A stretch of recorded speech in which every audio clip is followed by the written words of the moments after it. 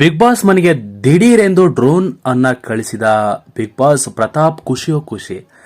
Big boss ಒಂದು twist ಏನಪ್ಪಾ ಒಂದು ವಿಚಾರ ಅಂತ ನೋಡೋದಾದ್ರೆ ಬನ್ನಿ ಕೆಲವೊಂದು ಪ್ರಶ್ನೆಗಳಿಗೆ ಉತ್ತರವನ್ನು ಹುಡುಕ್ತಾ ಹೋಗೋಣ.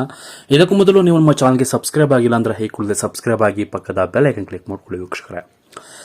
ಬಿಗ್ ಬಾಸ್ ಮನೆಯಲ್ಲಿ ಅತಿ ಹೆಚ್ಚಾಗಿ ನಂಬರ್ 1 ಹೆಸರನ್ನ ಗೆಲ್ಲುವ ಸ್ಪರ್ಧೆ ಹೆಸರನ್ನ ಹೇಳ್ತಿರೋದು ಅಂದ್ರೆ ಪ್ರತಾಪ್ ಅಂತಾನೆ ಹೇಳ್ಬೋದು.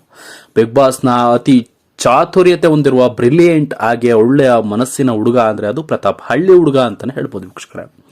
ಪ್ರತಾಪನ ಲಕ್ ಯಾವಾಗ ಚೇಂಜ್ ಆಯ್ತು ಅಂದ್ರೆ ಅವರ ಅಪ್ಪ ಅಮ್ಮನ ನೋಡಿದಂತಹ ಕ್ಷಣ ಅದೊಂದು ರೀತಿ ಅವರ ಜನರಲ್ಲಿ ಮೂಡಿದಂತಹ ಒಂದು ಸಿಂಪತಿ ಅಂತಾನೆ ಹೇಳ್ಬೋದು ವೀಕ್ಷಕರೇ. ಯಾಕೆಂದ್ರೆ ಹಳ್ಳಿ ಜನ, ಮುಗ್ಧ ಜನ, ಇವರು ಗೆಲ್ಲಬೇಕು ಎನ್ನುವ ಭರವಸೆ ಕೊಟ್ಟಿದ್ದೆ ಜನ ಅಂತಾನೆ ಹೇಳ್ಬೋದು ವೀಕ್ಷಕರೇ. ಬಿಗ್ ಬಾಸ್ ಮನೆಯಲ್ಲಿ ಬಂದಂತಹ ಪ್ರತಾಪ್ ಈ ಕೆಲವೊಂದು ವಿಚಾರದಲ್ಲಿ ಯಾವುದೋ ಒಂದು ಸನ್ನಿವೇಶದಲ್ಲಿ ಗುರುತಿಸಿಕೊಂಡಿದ್ದು ಡ್ರೋನ್ ತಯಾರಿಸ್ತಾನೆ.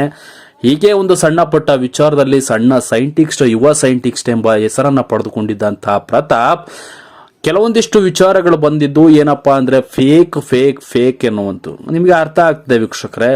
ಆದ್ರೆ ಬಿಗ್ ಬಾಸ್ ಮನೆಗೆ ಬಂದಂತ ಪ್ರತಾಪ್ ಈ ಒಂದು ವಿಚಾರದಲ್ಲಿ ಬಹಳ ನೊಂದು ಹೋಗಿದ್ರು. ಎಲ್ಲರೂ ಕೂಡ ಟೀಕೆಗಳನ್ನ ಮಾಡ್ತಾ ಬಂದಿದ್ರು. ಆದ್ರೆ ಅವರಿಗೆ ಅವಮಾನಗಳು, ಕಣ್ಣೀರು ಜಾಸ್ತಿ ಆಗಿದ್ವು. ಯಾವಾಗ ಸುದೀಪ್ ಎಂಟ್ರಿ ಕೊಟ್ಟು ಇದಕ್ಕೆಲ್ಲ ಮುಕ್ತಿಯನ್ನ ಕೊಟ್ಟರು ಅವತ್ತಿಂದ ಇಲ್ಲಿವರೆಗೂ ಕೂಡ ಒಂದು ವಿಚಾರ ಬೆಳಕಿಗೆ ಬಂದಿಲ್ಲ. ಅವರ ಬಗ್ಗೆ ಬಿಗ್ ಬಾಸ್ ಸ್ಪರ್ಧಿಗಳು ಯಾವ ರೀತಿ ಕೂಡ ಕೆಟ್ಟ ಆರೋಪಗಳನ್ನ ಮಾಡಿಲ್ಲ. ಆದ್ರೆ ಇದುವರೆಗೂ ಬಿಗ್ ಬಾಸ್ ಮನೆಗೆ ಮೊದಲನೇ ಬಾರಿ ಬಂದಂತ ಡ್ರೋನ್ ನೋಡಿ ಖುಷಿ ಪಟ್ಟಿದ್ರು. ಆದ್ರೆ ಕೈಗೆ ಸಿಕ್ಕಿರ್ಲಿಲ್ಲ. ಇವತ್ತು ಬಿಗ್ ಬಾಸ್ ಮನೆ ಒಳಗೆ ಡ್ರೋನ್ ಅನ್ನ ಕಳಿಸಿಕೊಟ್ಟಿದ್ದಾರೆ. ಕೊನೆಗೂ ಬಿಗ್ ಬಾಸ್ ಮನೆಗೆ ಕಳಿಸಿದಂತ ಡ್ರೋನ್ ನ ಸೂಚನೆ ಏನಪ್ಪಾ ಅಂದ್ರೆ ಪ್ರತಾಪ್ ಗೆಲ್ತಾರ ಎನ್ನುವ ಸೂಚನೆ ಐತೆ.